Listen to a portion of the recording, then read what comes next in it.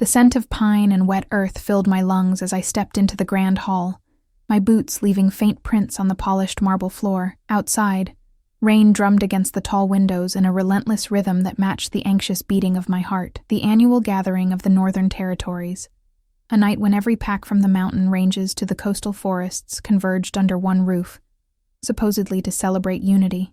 In reality, it was a theater of power, a stage where alphas displayed their strength and omegas like me tried to remain invisible. I pulled my gray shawl tighter around my shoulders, the wool scratching against my neck.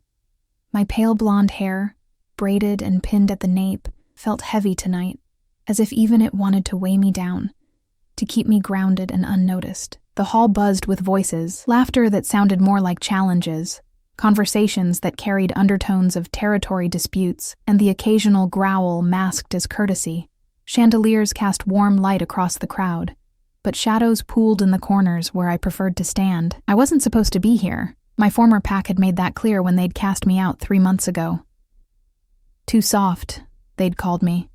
Too human-hearted. The final insult came from Daniel, my ex-mate who'd rejected our bond in front of the entire pack council. His words still echoed in the hollow spaces of my chest. I need someone who can stand beside me, not someone who flinches at the hunt. He wasn't wrong. I did flinch.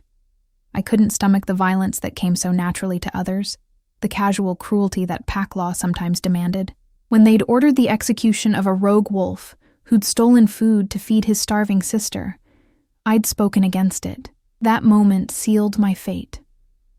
Daniel had looked at me with such contempt that I'd felt myself shrinking, becoming smaller and smaller, until I wondered if I'd disappear entirely. But I hadn't disappeared. Instead, I'd found refuge with a small, scattered group of outcasts, rogues who lived on the fringes of pack society. We survived by taking odd jobs, moving from territory to territory, never staying long enough to cause trouble. It was a lonely existence, but at least I could sleep without the weight of compromised principles pressing down on my chest. Tonight, however, I'd made a mistake. One of the other rogues, a woman named Iris, with kind eyes and a nervous laugh, had convinced me to attend the gathering. "There's always work to be found," she'd said. "Rich packs hire servers for events like this. They pay well, and no one looks twice at the help." She'd been right about the work. We'd been hired by the event organizers to serve drinks and clear plates. What she hadn't mentioned, what she probably didn't know, was that Daniel's pack would be here. And Daniel himself, now mated to a fierce warrior woman named Sabine, would be prowling these halls like he owned them. I'd spotted him 20 minutes ago, his dark hair slicked back, his arm possessively wrapped around Sabine's waist. She was everything I wasn't, tall, muscular, with eyes that promised violence to anyone who challenged her. They'd been laughing with a group of alphas near the refreshment table, their voices carrying across the room with the confidence of people who'd never known rejection. I'd been doing well avoiding them, keeping to the edges, my tray of empty glasses clutched like a shield. But then Iris had asked me to bring more wine from the back cellar, and the only path required me to cross the main floor. My hands trembled as I wove through clusters of guests. I kept my eyes down, focusing on the marble patterns beneath my feet, swirls of gray and white that looked like frozen storms. Almost there. Just a few more steps. Well, the voice stopped me cold. Daniel's voice, smooth and mocking. I thought I caught a familiar scent. Like wet dog and desperation. Heat flooded my face. Several conversations around us stuttered to silence. I could feel eyes turning our way, curious and hungry for drama. I forced myself to look up. Daniel stood 3 feet away, Sabine beside him, her red lips curved in amusement. Behind them, 2 other wolves from my former pack, James and Rhett, grinned with the same cruel anticipation I remembered from my final days with them. "Daniel." I managed to keep my voice steady. "I'm just working. I don't want any trouble." "Working?" Sabine laughed, the sound sharp as breaking glass. "Is that what we're calling scavenging now? Daniel told me about you. The Omega who thought she was too good for pack law. How's that working out? You look..." She made a show of examining me, exactly as pathetic as he described. My fingers tightened around the tray. The old instinct to defend myself rose in my throat, but I swallowed it down. Engaging would only make things worse. I took a step to the side, attempting to move around them. James shifted to block my path. Not so fast. I think you owe the pack an apology. You disrespected our judgment, questioned our alpha. That's not something we forget easily. I've already paid for my mistakes, I said quietly. I left. I'm no longer your concern. Oh, but you are, Daniel said, moving closer. His eyes, once I'd thought them beautiful, now held nothing but cold satisfaction. You're a stain on our reputation. Every time someone mentions that our alpha's former mate is living like a rogue, serving drinks at gatherings like common help, it reflects poorly on us, on me. The circle was tightening. Other wolves had noticed the confrontation, and instead of intervening, they formed a loose ring around us, entertained by the spectacle. My pulse hammered in my ears. The tray slipped slightly in my sweating palms. Maybe we should remind her what happens to rogues who don't know their place, Rhett suggested, cracking his knuckles. Fear spiked through me, sharp and electric. They wouldn't attack me here, would they? Not at the gathering, with so many witnesses? But the eager gleam in their eyes suggested otherwise. Pack justice could be swift and brutal, and there were always ways to make violence look justified. I took a step backward, and then another. My shoulders hit something solid. A pillar, I thought at first. But pillars didn't radiate heat. Pillars didn't carry the scent of winter frost and cedar smoke. Is there a problem here? The voice that rumbled from behind me was deep, layered with an authority that made the air itself feel heavier. Everyone in the immediate vicinity froze. I turned my head slightly and immediately understood why the temperature in the room seemed to have dropped. The man standing behind me, no, not just a man, but clearly an alpha of significant power, towered over even Daniel's considerable height. His presence was a physical force, the kind that made wolves instinctively want to either submit or flee. Dark hair fell slightly over his forehead, and his eyes, pale gray like winter ice, swept over the scene with calculated assessment. But what struck me most was the scar that ran from his left temple down to his jaw, a mark that spoke of survival, of battles won. He wore a black suit that probably cost more than I'd earned in a year, but he moved in it like a predator moved through forest undergrowth, fluid, dangerous, absolutely comfortable in his own skin. This had to be him, the Lycan king, Theron Ashford. I'd heard stories, of course, everyone had. He ruled the largest territory in the northern regions, commanded the loyalty of dozens of packs, and was said to be utterly ruthless with his enemies. Rumors claimed he'd killed his own father to take the throne, though others whispered the old king had simply disappeared one winter night, leaving only bloodstains in the snow. King Ashford. Daniel's voice had lost its mocking edge, replaced by cautious respect. He bowed his head slightly. Just a minor dispute. Nothing that concerns. I'll decide what concerns me. Theron's eyes moved to me, and I felt pinned by that gaze, like a rabbit caught in moonlight. You. Are you in danger? My mouth went dry. Every instinct screamed at me to downplay the situation, to make myself smaller, to apologize and fade away. But something in his expression, an unexpected steadiness perhaps, or the way he'd positioned himself slightly between me and Daniel, made me tell the truth. Yes, I whispered. The single word hung in the air like a dropped stone. Sabine's eyes widened. James took an involuntary step back, and Daniel's face flushed with barely contained rage. Theron's expression didn't change, but I felt the shift in his energy, the way his dominance pressed outward like an invisible wave. Then you'll stay close to me for the remainder of the evening. He said it as a simple statement of fact, not a request. No one will touch you. Your Majesty, Daniel began, his voice tight with forced politeness. I don't think you understand the situation. This woman was part of my pack. She's a rogue now. Yes, but her actions... I don't recall asking for context. Theron's words were soft, but they cut through Daniel's explanation like a blade through silk. I've made my decision, unless you'd like to challenge it. The threat wasn't subtle. Challenge a Lycan king at a public gathering? It would be social and political suicide. Daniel's jaw worked silently for a moment before he managed a stiff bow. Of course not, Your Majesty. My apologies for any misunderstanding. Good. Theron's hand came to rest lightly on my shoulder. Not possessive, but protective. His touch was warm through the thin fabric of my work uniform. Come. I didn't argue. With my tray still clutched in trembling hands, I let him guide me away from Daniel and his pack, away from the watching crowd, toward a quieter corner of the hall where fewer guests congregated. My legs felt weak, my breath shallow. The encounter had lasted maybe 5 minutes, but it had drained me as thoroughly as a full day's labor. When we reached the relative privacy of an alcove near one of the rain-streaked windows, Theron released my shoulder and turned to face me fully. Up close, he was even more imposing.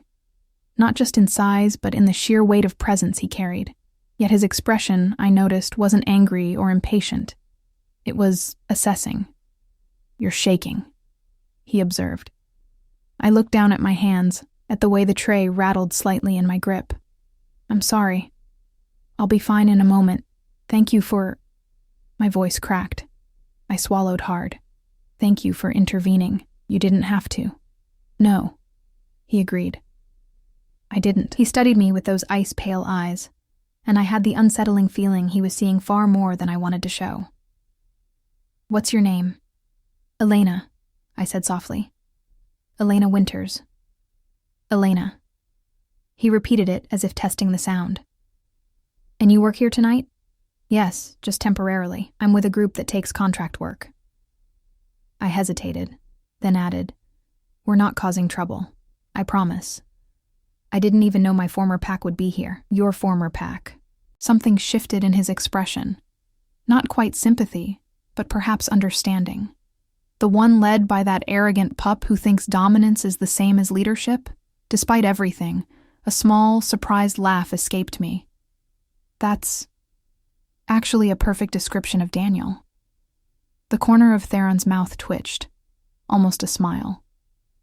I've dealt with his type before, all posturing, no substance, the kind of alpha who needs to intimidate those weaker than himself to feel powerful. He paused.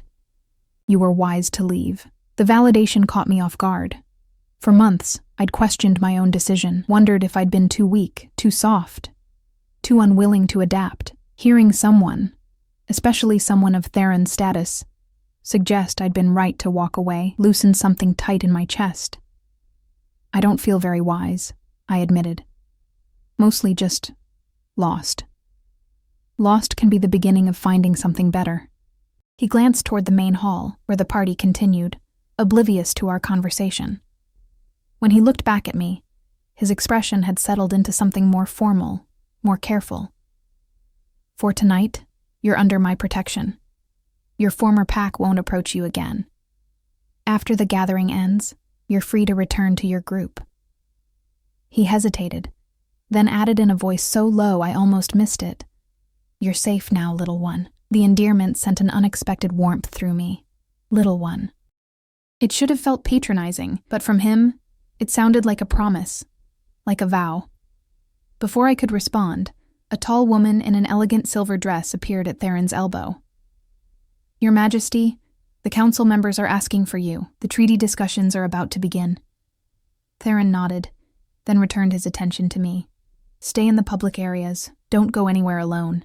If anyone from that pack approaches you, find one of my guards. They wear the silver wolf insignia. And tell them King Ashford gave you clearance to report threats." He reached into his jacket and withdrew a small card embossed with his seal. "Show them this." I took the card with numb fingers, staring at the elegant script of his name. "I don't understand. Why are you helping me?" For a long moment he said nothing. Then, "Because someone should have. Long before tonight." And with that cryptic statement, he turned and walked away, the crowd parting before him like water around stone. I watched him go, my heart doing something complicated and confusing in my chest, the warmth of his hand still ghosting across my shoulder. The rain continued its assault on the windows. The party surged around me, and for the first time in months, I felt something other than fear or resignation. I felt curiosity, and perhaps, dangerously, the first flutter of hope. The rest of the evening passed in a strange blur of hyper-awareness and exhaustion. I returned to my serving duties, but everything felt different now, the weight of eyes following me, the whispers that rippled through clusters of guests whenever I passed. Word had spread quickly, as it always did in wolf society. The Lycan king had intervened on behalf of a rogue server. Speculation ran wild. Iris found me near the kitchen entrance around midnight, her face flushed with excitement and concern. "Elena, what happened? Everyone's talking about you and King Ashford. Did he really—" "He helped me avoid a confrontation with Daniel," I said quietly, checking to make sure no one was within earshot. "That's all. Nothing dramatic." But Iris's expression suggested she didn't believe the deflection. Her dark eyes, usually so warm, now carried worry. "Be careful. Getting noticed by someone that powerful, it's not always a blessing. People will make assumptions. They'll say things." She was right, of course. Already I'd caught several pack members staring at me with open speculation, their conversations stopping abruptly when I approached. Some looked curious, others resentful. A few, mostly older females with calculating expressions, seemed to be evaluating me like I was a puzzle they needed to solve. True to Theron's word, Daniel and his group kept their distance for the remainder of the night. I spotted them occasionally across the hall. But whenever our paths threatened to cross, one of the silver insignia guards would materialize nearby, a silent reminder of the king's protection. Daniel's expression grew darker each time, his jaw tight with suppressed fury. The gathering concluded around 2 a.m. Rain had finally stopped, leaving the world outside washed clean and smelling of wet stone. Our group of contract workers gathered in the service courtyard to collect our payments, a decent sum that would keep us fed and housed for another few weeks. "Where to next?" asked Marcus, one of the older rogues in our group. He had gray threading through his beard and eyes that had seen too much hardship. "I heard there's work in the eastern valleys. Harvest season starting soon. Too close to Redwood Pack territory," Iris countered. "They don't like rogues." We'd spend half our earnings on bribes just to pass through. They continued debating while I stood slightly apart, Theron's card still tucked in my pocket like a secret. I hadn't told anyone about it. Somehow sharing it felt like breaking a trust I didn't fully understand yet. "Elena?" Marcus's voice pulled me from my thoughts. "You're quiet. What do you think?" "The eastern valleys sound fine," I said, though truthfully I hadn't been listening closely. My mind kept replaying the moment Theron's hand had rested on my shoulder. The unexpected gentleness in his voice when he'd called me Little One. We parted ways shortly after, each returning to whatever temporary shelter we'd secured. I shared a room above a bakery with Iris. The owner, a kind older human woman, rented it cheap in exchange for occasional help with early morning prep work. The space was small but clean, with 2 narrow beds and a window that overlooked the street.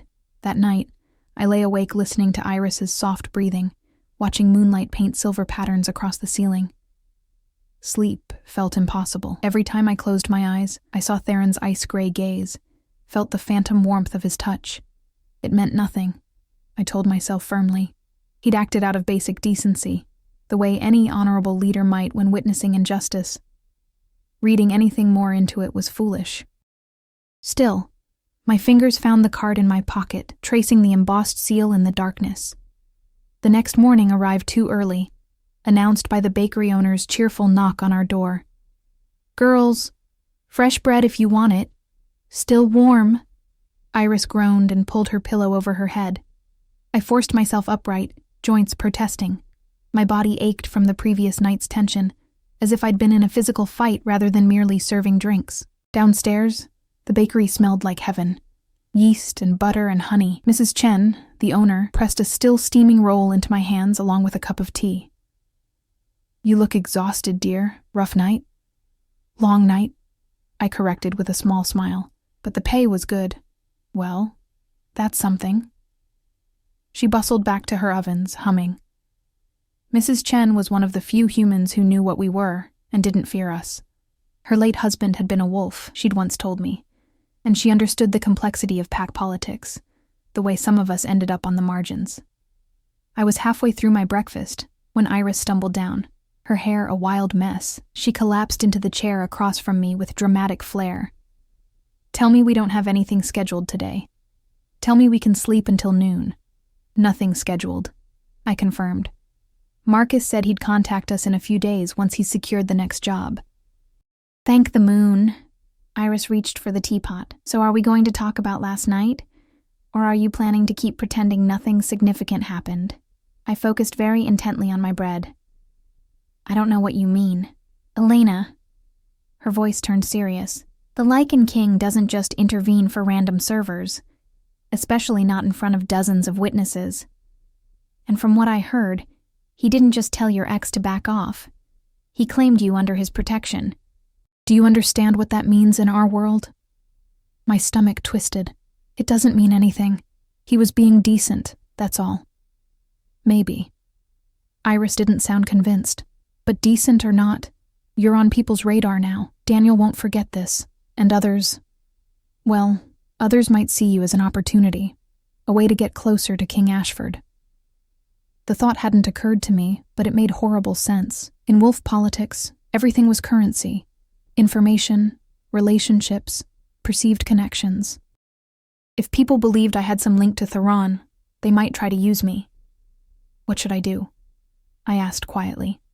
Iris reached across the table, squeezing my hand. Keep your head down. Do the work, save money, and stay out of pack politics.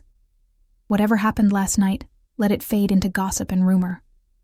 Don't give anyone reason to think you're important. It was good advice. Practical advice. I nodded, trying to absorb it.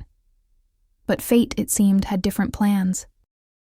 3 days later, a messenger arrived at the bakery. He wore the silver wolf insignia of King Ashford's guard, and his appearance caused quite a stir among the morning customers. Mrs. Chen fetched me from upstairs, her expression a mixture of excitement and concern. Elena Winters?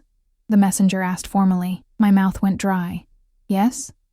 He extended a sealed envelope, cream-colored and elegant, from His Majesty King Theron Ashford. I'm instructed to wait for your response. Hands trembling, I broke the seal and unfolded the letter. The handwriting was bold and precise.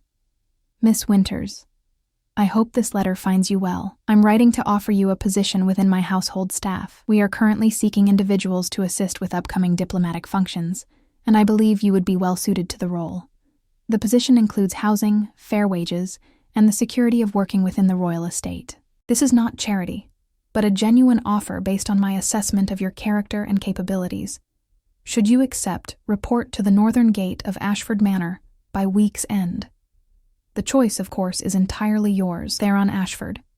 I read it twice, then a third time. Certain I'd misunderstood. A position in his household, working at the royal estate? It was unprecedented. Rogues didn't receive such offers, especially not from Lycan kings. Well, the messenger prompted. His Majesty requires a response. Iris had appeared at my elbow, reading over my shoulder. Her sharp intake of breath told me she understood the magnitude of what I held. This is a trap, she whispered. It has to be. Why would he? I don't know, I interrupted.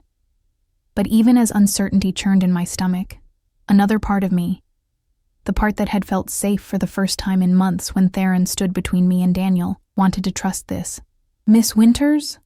The messenger repeated, patient but expectant. I thought of my life as it currently stood, moving from job to job, never settling, always one step ahead of poverty or worse.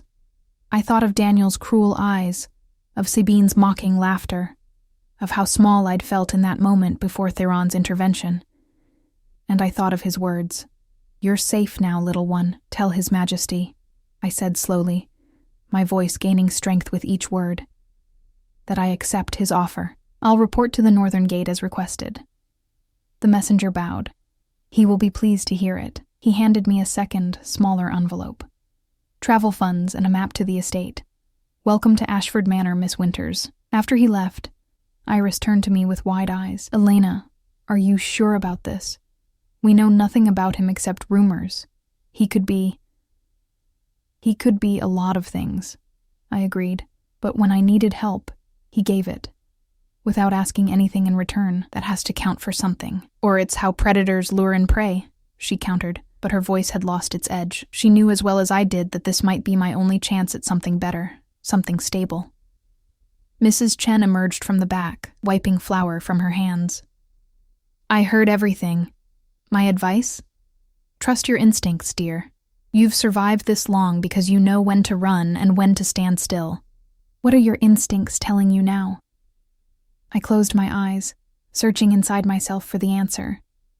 Fear was there, certainly. Fear of the unknown, fear of making a terrible mistake. But underneath that fear, something else pulsed. Hope. Fragile and tentative, yes, but undeniably present. They're telling me to go, I admitted. Iris hugged me tightly. Then go. But promise you'll be careful, and if anything feels wrong, if he or anyone there threatens you, you run, come find us. We'll help you disappear. I promise. The next 4 days passed in a flurry of preparation. I had few belongings, mostly clothes worn thin from use, and a handful of books I'd collected over my travels. Everything fit into a single canvas bag. Mrs. Chen gifted me a warm cloak, nearly new, insisting I'd need it for the estate's colder climate. Marcus and the other rogues threw me a small farewell gathering the night before my departure. They were happy for me, but I could see the worry beneath their congratulations. We all knew how rare opportunities like this were, and how easily they could turn sour. If you find your footing there, Marcus said gruffly, and if the king is as honorable as you hope, maybe put in a word for the rest of us outcasts. We're not all troublemakers. I will, I promised, though I had no idea if I'd ever have the king's ear for such requests. That final night, I barely slept. Part excitement, part terror. My mind spun with possibilities. What would the estate be like? Would the other staff resent an outsider being brought in? What if Theron had only offered this position out of pity, and I'd be treated as a charity case? And underneath all those practical concerns lurked a more dangerous question. Why had he really offered me this position? What had he seen in those brief moments at the gathering that made him think I was worth bringing into his household?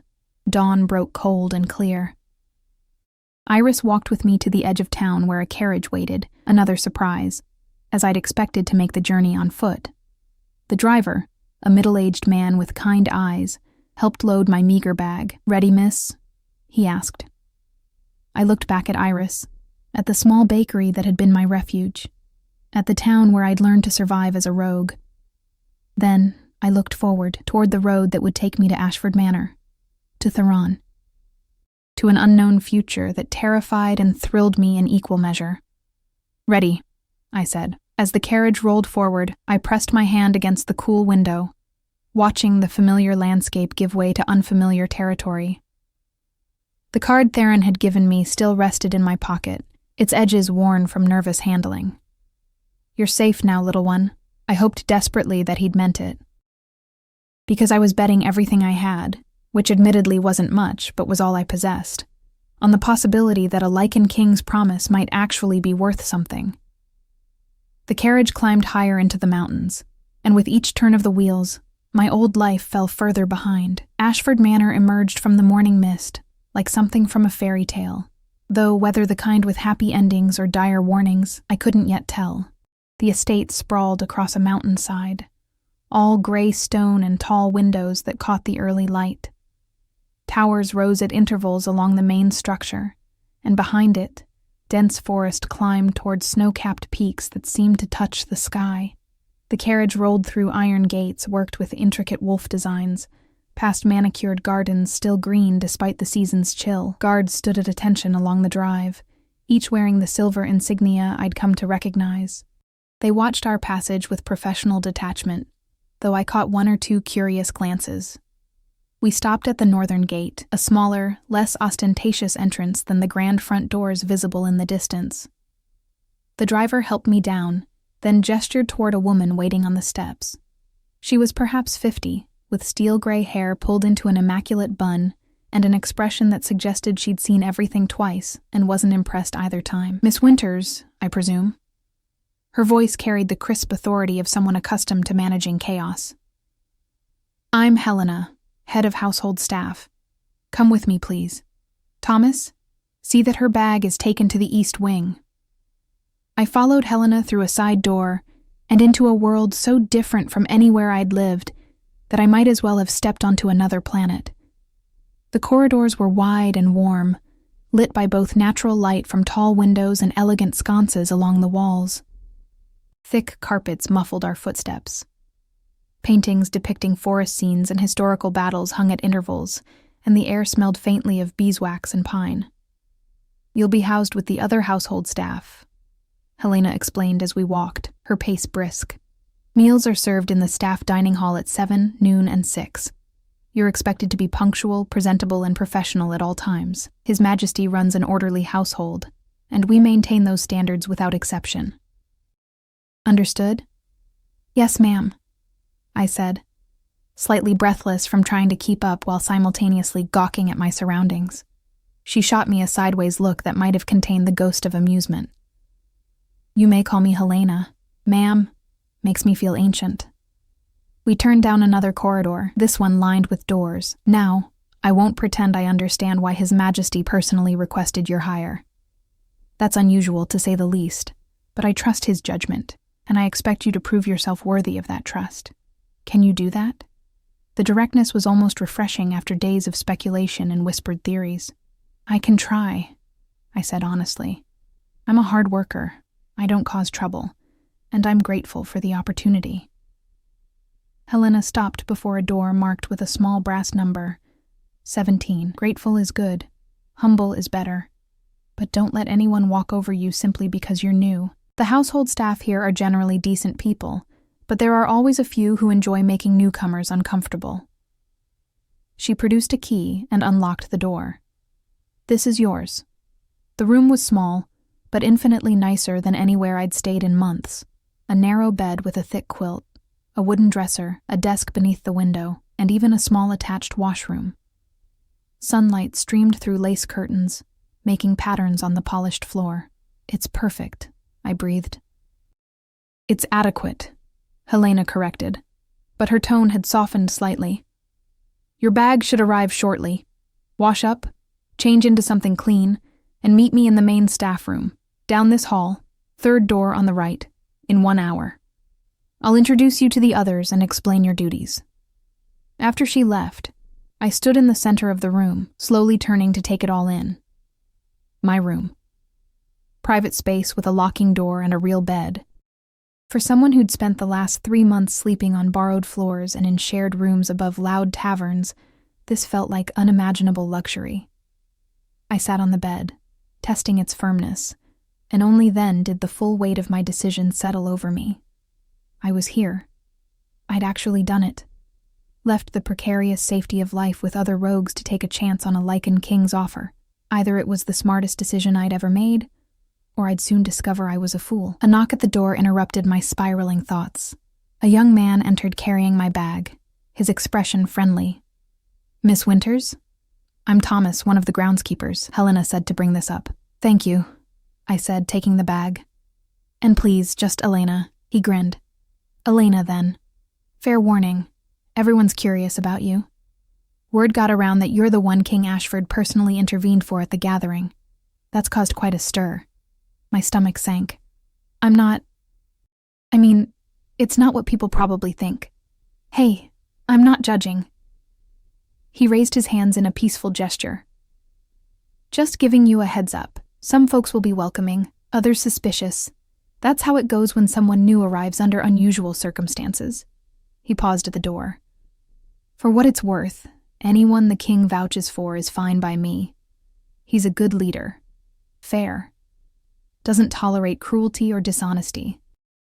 After Thomas left, I changed into my cleanest dress, a simple gray thing that had seen better days but was at least free of stains, and attempted to tame my pale blonde hair into something presentable. The face staring back at me from the small mirror above the dresser looked nervous and young, my green eyes too wide, my skin pale from stress. "You can do this," I told my reflection firmly. "You've survived worse."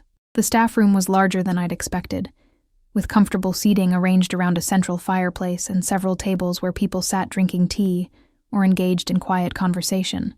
Perhaps 20 people occupied the space, ranging from teenagers to elderly individuals. All conversation stopped when I entered behind Helena. "Everyone, this is Elena Winters," Helena announced. "She'll be joining the household staff, assisting with various duties as needed. I expect you to make her feel welcome and help her learn our routines." A chorus of polite greetings followed, along with appraising looks. Most seemed genuinely curious, rather than hostile, though I noticed a few exchanged glances that suggested Thomas had been right about suspicion in certain quarters. "Helena, come meet some people."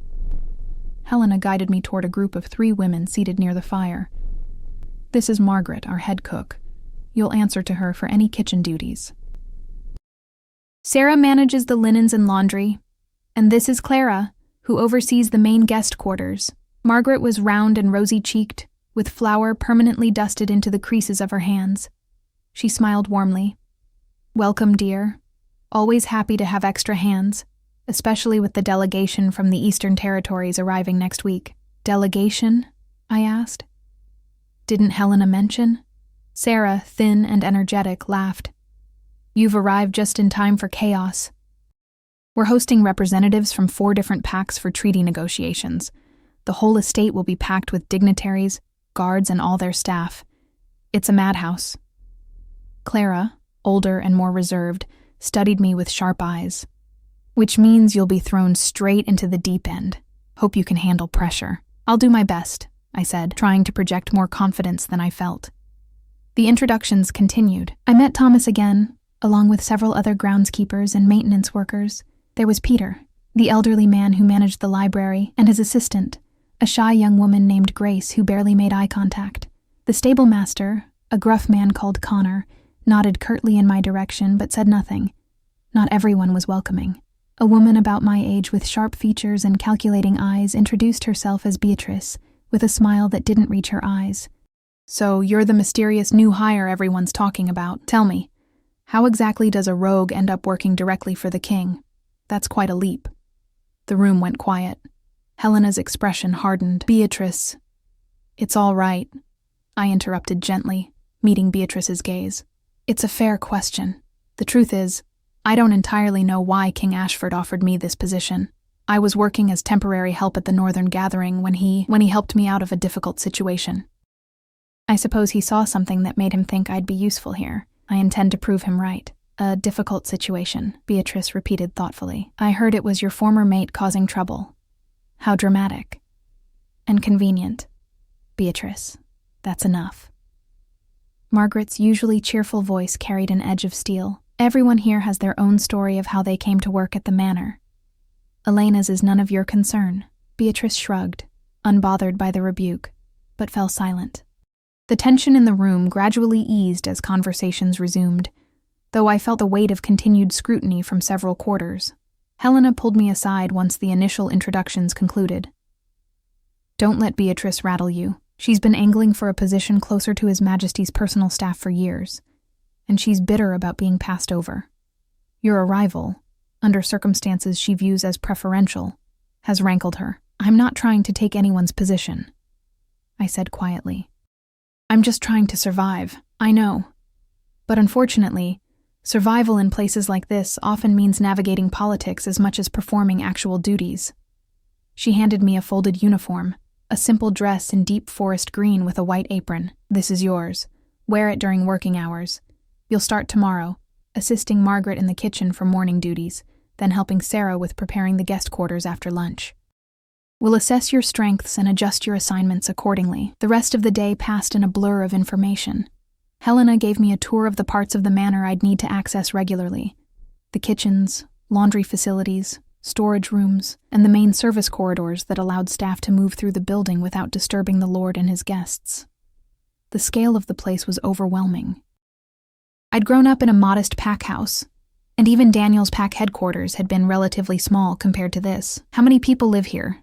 I asked as we climbed yet another staircase. "The residential staff number's about 40, Helena explained. "Add guards, groundskeepers, and various specialists, and you're looking at nearly 100 people on the estate at any given time, more during events like the upcoming negotiations. And King Ashford? Does he interact much with the staff?" Helena gave me a knowing look. "He's not a distant lord, if that's what you're asking. He knows most of us by name, takes interest in our welfare, and doesn't tolerate mistreatment of staff by guests. But he's also incredibly busy managing territory, politics, and all the complexities of leading multiple packs. Don't expect casual conversations." I nodded, trying to ignore the small disappointment that settled in my chest. Of course, he wouldn't have time for random staff members. The intervention at the gathering had been an isolated incident, and I needed to stop reading anything more into it. We ended the tour at a window overlooking the rear grounds. From this vantage point, I could see gardens transitioning into wilder forest, and beyond that, the mountains marching toward the horizon. The view stole my breath, not just because of its beauty, but because of what it represented. Freedom. Space. A chance to be something more than I'd been. "It's a good place," Helena said softly, following my gaze. "I've worked here 15 years, and I've never regretted it. The king is demanding but fair, and he builds loyalty through respect rather than fear. You'll find your footing, Elena, just give it time." That evening, I ate dinner in the staff dining hall, seated between Margaret and Sarah. The food was simple but plentiful: roasted chicken, fresh bread, vegetables, and herb butter. After months of sparse meals and whatever cheap food I could afford, having a full plate felt like a miracle. Conversation flowed around me, staff members discussing their day, sharing gossip about upcoming events, speculating about the Eastern Territory delegates. I mostly listened, learning names and relationships, building a mental map of the household's social structure. "Elena," Margaret said between bites, "do you have any dietary restrictions? Allergies? Things you can't stand?" "No, nothing like that. I'm grateful for whatever—" "Stop." She held up a flowery hand. "You're part of the staff now, not a charity case. I ask because I like to know these things about people I'm cooking for. So tell me, what's your favorite food?" The question caught me off guard. No one had asked me about preferences in so long. "Honey cakes," I admitted. "My mother used to make them when I was little before—" I trailed off, not wanting to delve into that particular painful memory. Margaret's expression softened with understanding. "Then I'll make sure you get honey cakes on your birthday." "When is it?" "March 15th. "Noted." She tapped her temple. "I never forget." Such a small kindness, but it landed with unexpected weight. My throat tightened embarrassingly. "Thank you." After dinner, I returned to my room, exhausted but strangely content. I changed into my night clothes, soft cotton I'd been given from the staff linen stores, and climbed into bed. The mattress was heaven, the quilts warm, and the room blessedly quiet after so many nights in noisy, crowded spaces. Sleep should have come easily, but instead I found myself staring at the ceiling, replaying the day. Everything had been so formal, so structured, and nowhere in it had I seen even a glimpse of Theron. Part of me had half expected him to check on my arrival, but of course that was ridiculous. Kings didn't personally welcome household staff. Still, I couldn't help wondering. Was he somewhere in this vast manor right now? What was he doing? Did he remember offering me this position? Or had it been such a minor decision that I'd already faded from his thoughts? "Stop it," I told myself firmly. "This isn't a fairy tale. He's not going to sweep you off your feet. You're here to work, to build a stable life, to stay safe. That's all." But as I finally drifted toward sleep, my traitorous mind conjured the memory of his voice, low and certain. "You're safe now, little one," and dangerous, foolish hope flickered in my chest like a candle flame in darkness. The following week dissolved into a rhythm of work that left little room for overthinking. Margaret hadn't exaggerated about the chaos of preparing for the Eastern Territory delegation. Every day brought new demands, guest quarters to prepare, special dietary requirements to accommodate, schedules to coordinate. I threw myself into the work with determination, grateful for the distraction. My duties varied wildly. One morning I'd be helping Margaret in the kitchens, chopping vegetables until my hands cramped. The next afternoon found me assisting Sarah with mountains of linens, learning the specific way each type of sheet needed to be folded. I polished silver until I could see my reflection, arranged flowers in the guest quarters, and helped the groundskeepers prepare the formal gardens for outdoor receptions. The other staff members gradually warmed to me, or most of them did. Margaret became something of a protector, often assigning me tasks that kept me away from Beatrice's sharp tongue. Thomas made a habit of leaving little treats from the kitchen on my doorstep. Fresh rolls, fruit, once a small jar of honey. Grace, the library assistant, shyly invited me to join her for tea one evening, and we discovered a shared love of old stories and poetry. But in all that time, I didn't see Theron once. Oh, I heard about him constantly. His name wove through staff conversations like thread through fabric. His Majesty is meeting with the council today. The king wants the blue banners for the reception hall. King Ashford specifically requested that wine from the southern cellars.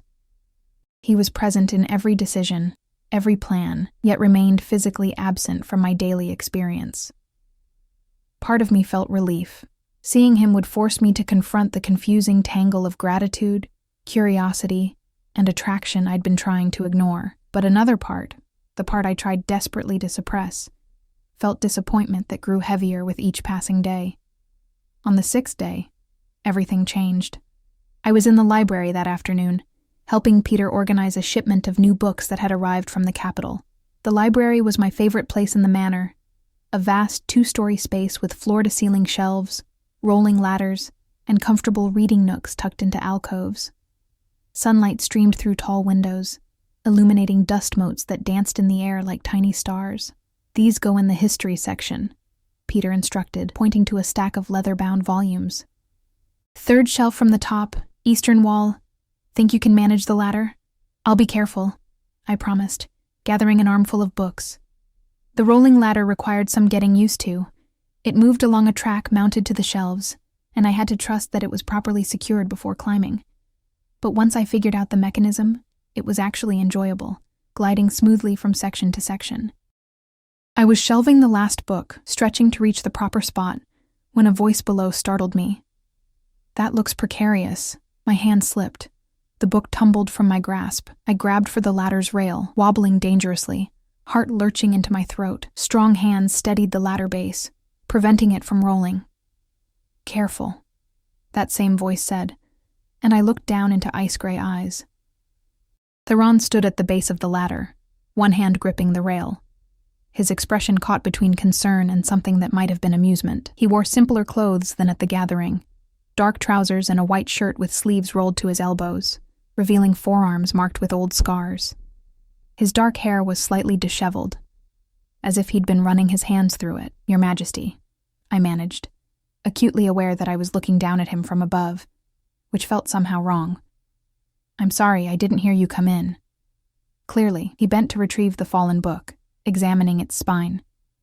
"Roman military tactics. Light reading?" Despite my hammering heart, I almost smiled. "Peter's organizing the new acquisitions by subject. I'm just following orders." He set the book on a nearby table. "Come down from there before you break your neck." I'd hate to lose a staff member to library-related injuries. I descended carefully, hyper-aware of his proximity, as I stepped off the bottom rung. This close, I could smell cedar and something darker. Smoke, maybe. Or the scent of the forest after rain. The scar on his face was even more pronounced in the library's bright light, a pale line that somehow made him more striking rather than less. "How are you settling in?" he asked, his tone casual but his eyes searching. "Any problems?" "No problems," I said quickly. Too quickly. "Everyone's been very welcoming. The work is good. The room is more than I expected. Thank you for—" "Elena." He said my name like he was tasting it. "You don't need to recite a grateful speech." I asked a genuine question. "Are you all right here?" The directness disarmed me. I found myself answering honestly. "I'm still finding my footing, learning names, routines, politics. But yes, I think I'm all right. Better than all right, actually. This is the most stable I've felt in months." Something in his expression shifted. Satisfaction, perhaps, or approval. Good. That's what I hoped. He glanced toward where Peter had discreetly disappeared into the stacks, giving us privacy. "Walk with me for a moment." It wasn't really a question, but neither was it a command. More an invitation that I could theoretically refuse, though refusing a king seemed unwise. I nodded, and he gestured toward the library's rear door, which opened onto a covered walkway overlooking the gardens. Outside, the afternoon air carried autumn's chill. Leaves in shades of gold and crimson drifted across the paths below. We walked in silence for several steps, and I struggled to think of something appropriate to say. What did one discuss with a Lycan king? Current events? Weather? The awkwardness of being rescued by said king? and then hired into his household. You're wondering why I offered you this position, Theron said abruptly, answering my unspoken question with unnerving accuracy. The thought has crossed my mind, I admitted. He stopped walking, turning to face me fully. At the gathering, I watched you before that confrontation with your former mate. You were serving drinks, staying invisible, doing your job with quiet competence. But when a drunk alpha got aggressive with one of the other servers, a young girl, couldn't have been more than 17, you stepped between them, drew his attention to yourself to give her time to escape. I barely remembered the incident. It had seemed insignificant at the time, just reacting to a situation. She was scared. He was being inappropriate. Someone needed to— Most people wouldn't have, he interrupted. Most would have looked away, told themselves it wasn't their problem. You didn't. Even knowing you were vulnerable, that you had no pack protection, you acted. His eyes held mine with an intensity that made my breath catch. That's why I offered you this position. Because compassion paired with courage is rare, and I value it. Heat flooded my face. I'm not courageous. I can't stand watching people hurt each other when I might be able to stop it. That's what courage is, he said quietly. Acting despite fear, not acting without it. For a long moment we stood there, the space between us charged with something I couldn't name. Then a door banged open somewhere nearby, breaking the spell. Theron's expression shifted back to professional distance. The delegation arrives tomorrow, he said. You'll likely be assigned to serve at several of the formal functions. Some of the visiting alphas can be difficult. If anyone makes you uncomfortable or threatens you in any way, report it to Helena immediately, or to me, if I'm available. I can handle difficult, I said, trying to sound confident. His mouth quirked in what might have been a smile. I don't doubt it. Still, the offer stands. He glanced back toward the library. I should let you return to your work. Peter gets anxious when his organizational systems are disrupted. Right, yes. Thank you for checking on me. Elena. He paused, and when he spoke again, his voice carried that same gentle rumble I remembered from the gathering. If you need anything at all, don't hesitate to ask. You're under my protection here. That means something. Before I could respond, he turned and walked away, his stride purposeful and smooth. I watched until he disappeared around a corner, my heart doing complicated acrobatics in my chest. You're under my protection here. That means something. I returned to the library in a daze, barely registering Peter's questions about which books I'd already shelved. My mind kept replaying the conversation, analyzing every word, every look. Theron had remembered details about the gathering I'd barely registered myself. He'd been watching me, had seen me act when I thought no one noticed, and had decided I was worth bringing here. Not pity, not charity, but genuine regard for something he'd observed in me. The realization settled warm in my chest, dangerous and thrilling. The Eastern Territory delegation arrived the next morning in a spectacle of carriages, guards, and barely concealed posturing. I watched from a second-floor window as 4 separate entourages rolled through the main gates, each trying to outdo the others in obvious displays of wealth and power. Here we go, Sarah muttered beside me, her arms full of fresh towels. A week of peacocking alphas, territorial disputes disguised as diplomatic discussions, and us running ourselves ragged trying to keep everyone comfortable. Just another day in paradise. She wasn't wrong. By noon, the manor had transformed from its usual ordered calm into barely controlled chaos. Visiting guards needed to be housed and fed. Luggage had to be delivered to appropriate quarters. Special requests flooded in. Different pillows, specific water temperatures for baths, demands for food at odd hours. I was assigned to serve at the welcome dinner that evening, a formal affair in the main dining hall. Margaret helped me into the server's uniform, a more formal version of our usual dress, in deep emerald with silver buttons, and gave me a crash course in proper serving etiquette. Left side for food, right side for drinks, she instructed, adjusting my collar. Never speak unless spoken to directly. Keep your eyes down unless serving. And for Moon's sake, if any of them gets handsy, you drop your tray on their lap and claim it was an accident. I'll back up your story. Despite my nerves, I laughed. Has that been necessary before? Twice. Margaret said grimly. Some alphas think staff are fair game. They learn otherwise here, but occasionally we get a particularly dense one who needs a reminder. She squeezed my shoulders. You'll do fine. Just remember, you belong here now. Don't let anyone make you feel less than. The dining hall took my breath away when I entered. Crystal chandeliers cast prismatic light across a table that could seat 40, already set with china so delicate it looked like it might shatter if you breathed on it too hard. Flowers spilled from silver vases, and candles flickered in elegant holders. It was beautiful and intimidating in equal measure. I took my position along the wall with the other servers, trying to memorize faces and pack affiliations. Helena had given us all briefings. Which alphas were allies, which had historical tensions, who needed to be kept away from whom. It was like memorizing a complex dance where one wrong step could trigger political disaster. Then Theron entered, and the room's energy shifted immediately. He wore formal attire, black jacket over a deep gray vest, his hair properly styled, and carried himself with the easy confidence of someone who'd never questioned his right to command attention. He moved to the head of the table, greeting each delegation leader with practiced diplomacy. I tried not to stare, but it was difficult. This version of him, the public king rather than the man who'd steadied my ladder in the library, was mesmerizing, powerful and polished, yet still carrying that undercurrent of danger that made him fascinating. The dinner began, and for the next 2 hours I focused on my duties. Serving courses, refilling wine, clearing plates. The visiting alphas barely glanced at me, too absorbed in their conversations and subtle power plays. I caught fragments of discussion, territorial boundaries, hunting rights, trade agreements, but mostly concentrated on not spilling anything, until the alpha from the Ironwood pack decided I was worth noticing. He was older, perhaps 60, with gray hair and cold eyes that assessed me like I was livestock. When I leaned in to refill his wine, his hand shot out and gripped my wrist. "You're new," he said, his voice carrying across nearby conversations. "I haven't seen you before."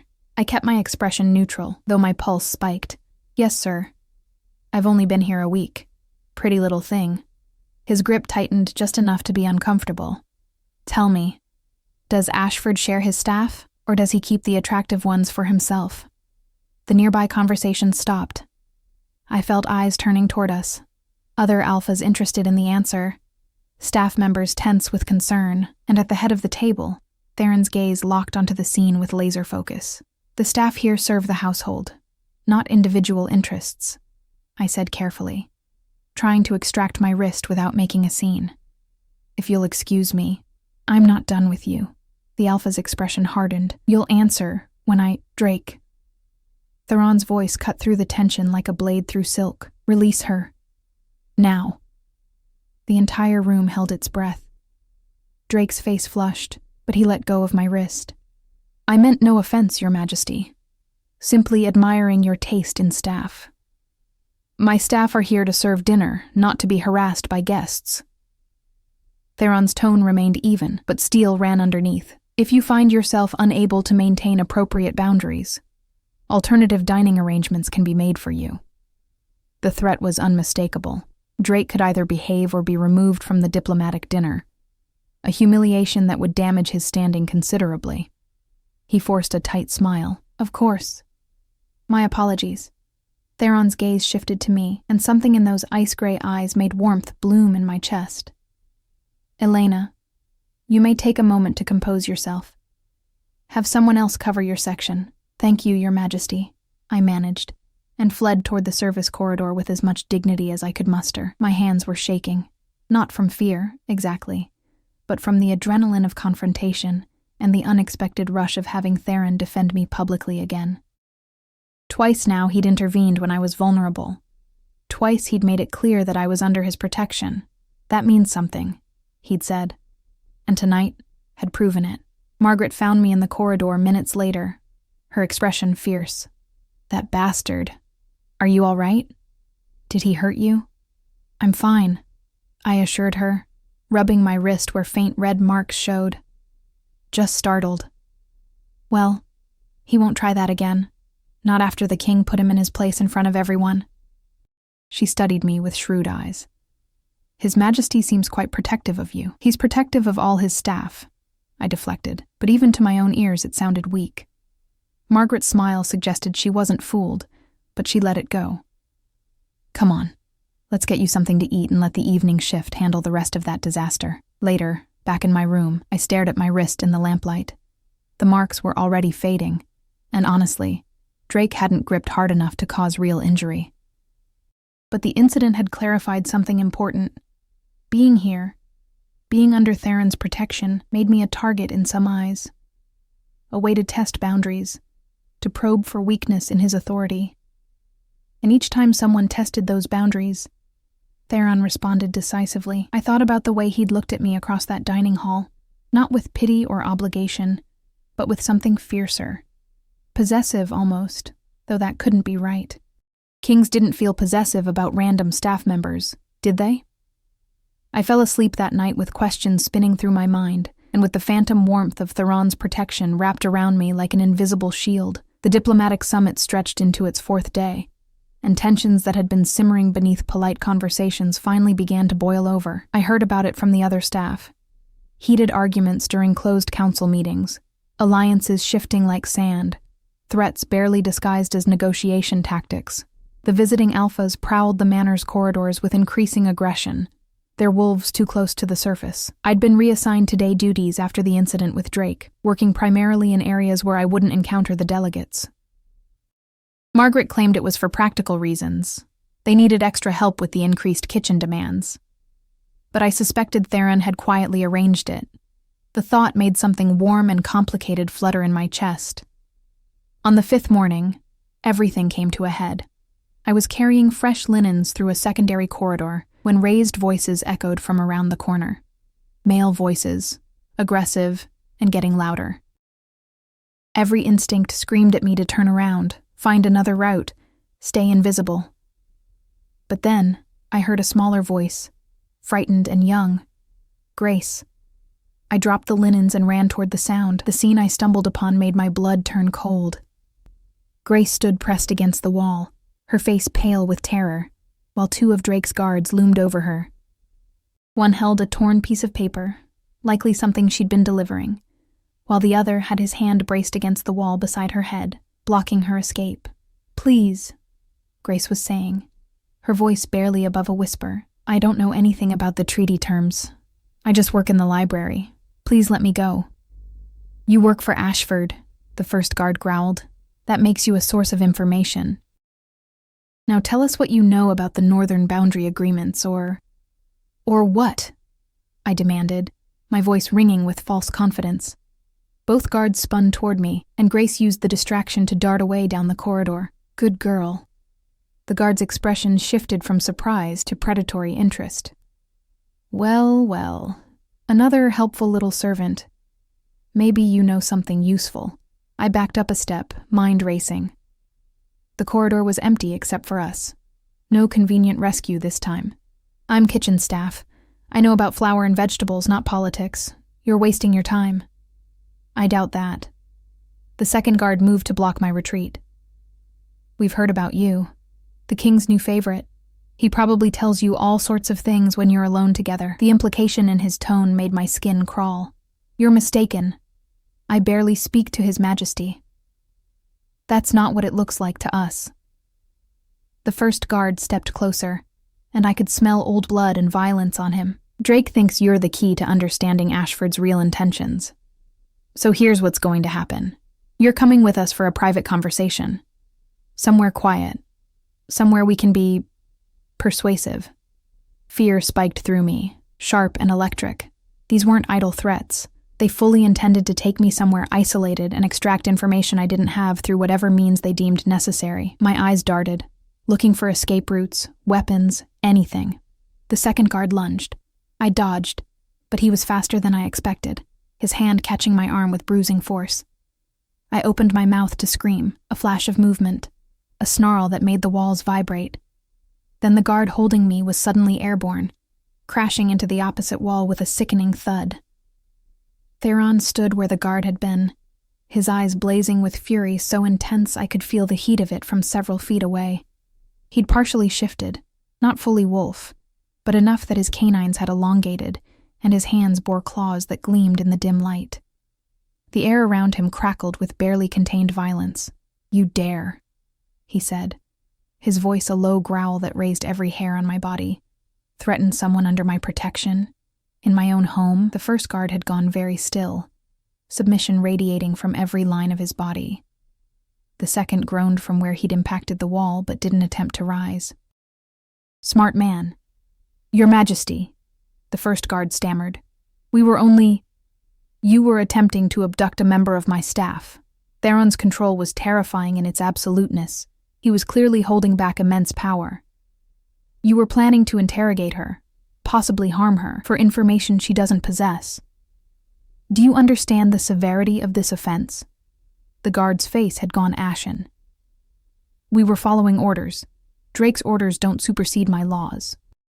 And my laws are very clear about what happens to those who threaten the innocent under my roof." Theron's gaze cut to me, still blazing with protective fury but softening fractionally.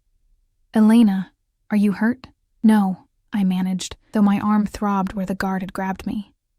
"Grace. They cornered Grace first. She ran. I need to make sure she's safe." Something like pride flickered across Theron's face before he turned back to the guards. "You'll be confined to your quarters until Drake answers for this. And Drake." His smile was sharp and cold. "Drake will discover that diplomatic immunity has its limits." Within minutes, the corridor filled with Theron's personal guards, summoned by some signal I hadn't noticed. They hauled the two offenders away while Helena appeared to fuss over me, checking for injuries with efficient gentleness. "I'm fine," I insisted, though my hands were shaking. "Really?" "But Grace." "Already found," Helena assured me. "Thomas got to her. She's shaken but unharmed, thanks to you drawing their attention away from her." "That was incredibly foolish," Theron said, his voice still tight with residual anger. But when I met his eyes, I saw concern warring with frustration. "You could have been seriously hurt. You should have found help instead of confronting them alone." "There wasn't time," I said simply. "Grace needed help immediately. I did what I could." "Exactly what you did at the gathering," he said softly, almost to himself. "Exactly what you always do. Put yourself at risk to protect someone more vulnerable." Helena cleared her throat. "Your Majesty, perhaps you should escort Elena somewhere private. The main corridors are becoming crowded with onlookers, and she's had quite a shock." Theron nodded curtly. "My study. This way." I followed him through a maze of passages I'd never seen before, clearly routes meant for the Lord's private use rather than staff corridors. His study was on the third floor, a spacious room lined with books and maps, dominated by a massive desk positioned before tall windows overlooking the mountains. A fire crackled in the hearth, filling the space with warmth. "Sit," Theron commanded, gesturing to a leather chair near the fire. When I obeyed, he poured something amber from a crystal decanter and pressed the glass into my hands. "Drink. It'll help with the shock." The liquid burned pleasantly down my throat. Some kind of expensive whiskey, smooth and warming. I took another sip, feeling the tension slowly drain from my shoulders. Theron stood by the fire, one hand braced against the mantel, staring into the flames with an expression I couldn't quite read. "You're going to give me gray hair," he said finally, his tone somewhere between exasperated and amused. "Every time I turn around, you're throwing yourself into danger for someone else." "I don't try to," I protested. "It just happens. I see someone in trouble and I react." "I know." He turned to face me fully, and the intensity in his gaze made my breath catch. "That's what makes you remarkable and terrifying. Because that instinct of yours, that compassion, is going to get you killed someday if you're not more careful. Would you rather I did nothing, let Grace be intimidated, or worse?" "No," the word came out sharp, definite.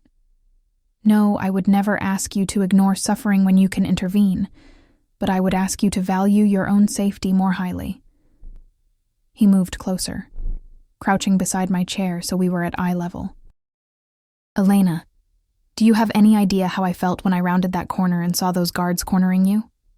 When I realized what they intended, my heart hammered against my ribs." "You were angry." "I was terrified," he corrected quietly. For the first time in years, I felt genuine terror. because the thought of them hurting you, of you being in pain or afraid, was unbearable. The admission hung in the air between us, heavy with implications I was almost afraid to examine. "Why?" I whispered.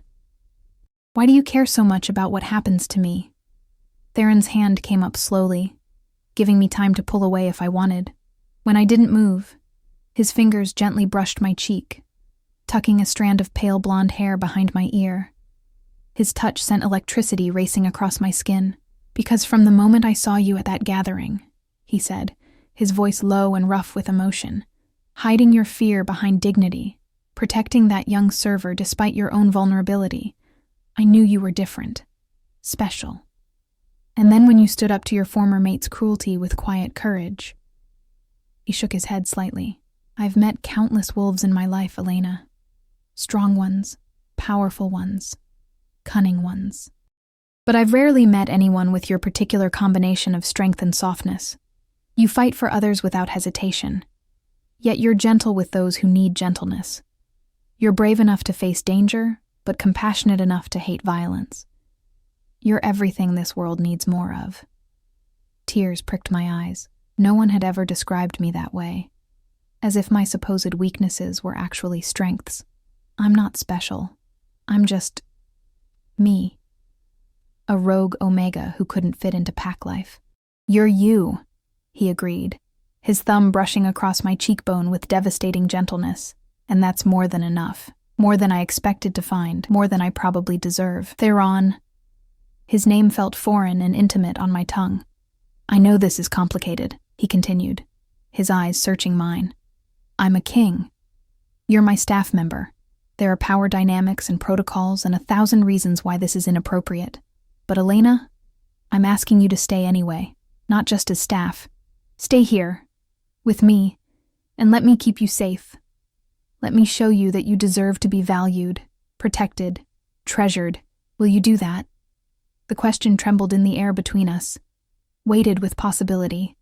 Every logical part of my brain screamed warnings about power imbalances, about moving too fast, about all the ways this could go catastrophically wrong. But my heart, that foolish organ that had recognized something in Theron from the very beginning, knew its answer.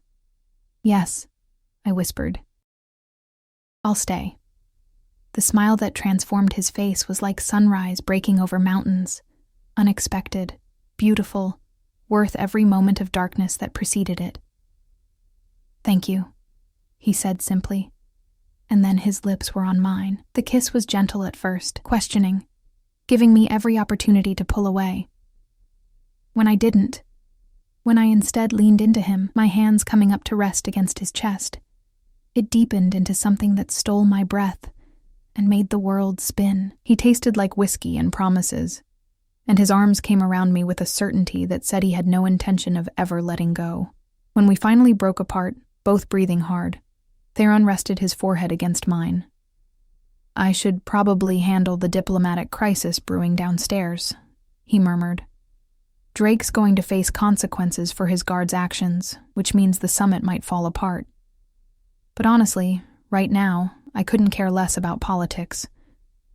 I laughed, the sound shaky but genuine. "You're a king. You have to care about politics." Responsibilities." He pressed a kiss to my forehead, then reluctantly pulled back. "Will you wait for me here? I'll deal with Drake and the other delegates. Then we can talk properly about what happens next." "I'll wait," I promised.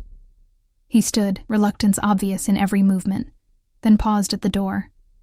"Elena, you're safe now. Always. I meant that from the beginning, and I mean it even more now. Nothing and no one will hurt you while I draw breath." After he left, I sat in that leather chair for a long time, touching my lips and trying to process everything that had just happened. A month ago, I'd been a rejected rogue, serving drinks at a gathering and trying to stay invisible.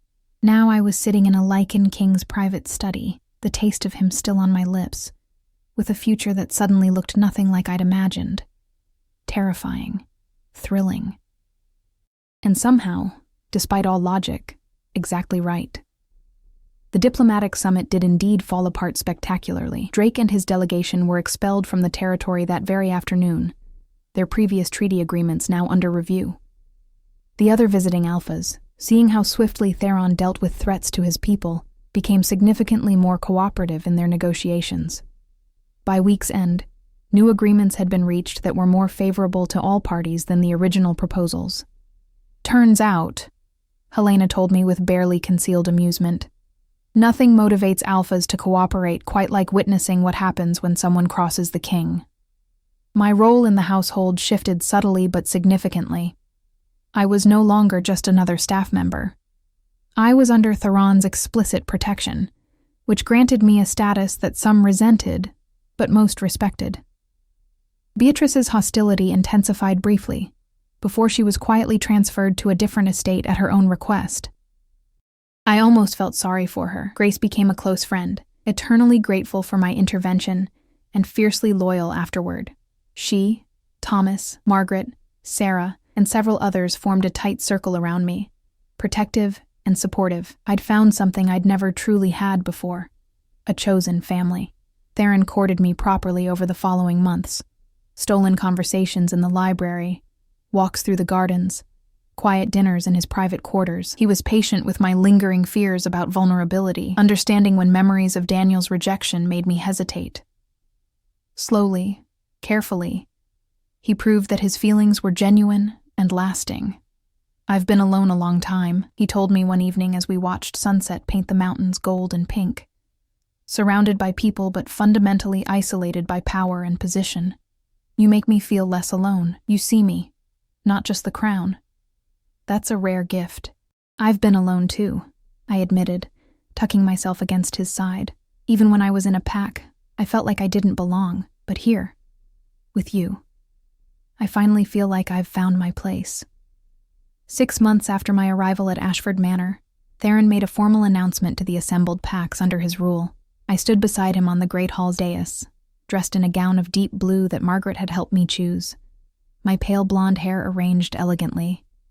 My hands trembled slightly, but Theron's steady presence beside me provided courage. "I've asked you here today," Theron addressed the crowd, his voice carrying authority and unmistakable warmth, "to witness the formalization of a bond that has already formed in every way that matters. Elena Winters has agreed to be my mate, my partner, and your queen. She embodies the values I hope to see throughout our territory: compassion, courage, and an unwavering commitment to protecting those who cannot protect themselves. I am honored that she's chosen to stand beside me."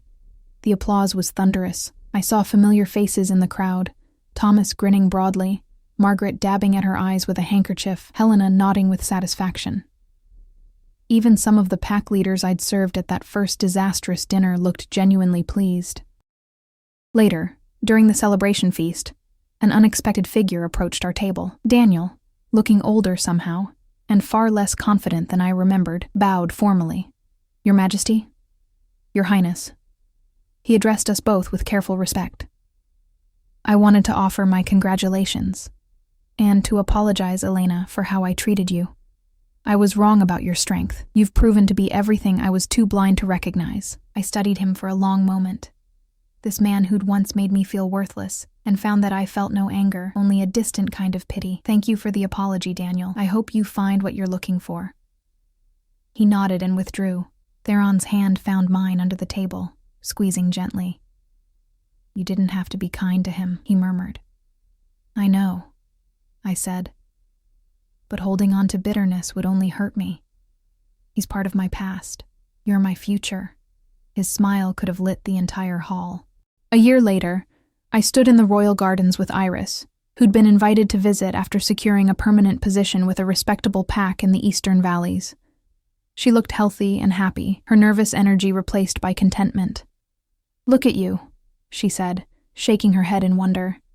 "Queen Elena, I still can't quite believe it." "Neither can I some days," I admitted, watching Theron across the garden as he spoke with Marcus and several other former rogues. He'd created a program offering displaced wolves opportunities for honest work and potential pack integration, something he'd promised to do months ago, when I'd asked if he might help others like me. But it feels right, like this was always meant to happen, even when I couldn't see the path. "You saved Grace, you know," Iris said suddenly, "that day with Drake's guards. If you hadn't intervened, If Theron hadn't realized what kind of danger his people faced from supposed allies. Who knows what might have happened? You changed things here, Elena, made them better. I thought about that later, as Theron and I walked through the forest that bordered the estate. Moonlight filtered through the trees, turning everything silver and dreamlike. Our hands were linked, his thumb tracing absent patterns on my skin. "What are you thinking about?" he asked, reading my thoughtful silence accurately. "About journeys," I said. "How sometimes we end up exactly where we need to be, even if we take the strangest paths to get there. A year and a half ago, I was hiding behind you at a gathering, terrified of my ex-mate. Now I'm your wife, your queen. It seems impossible.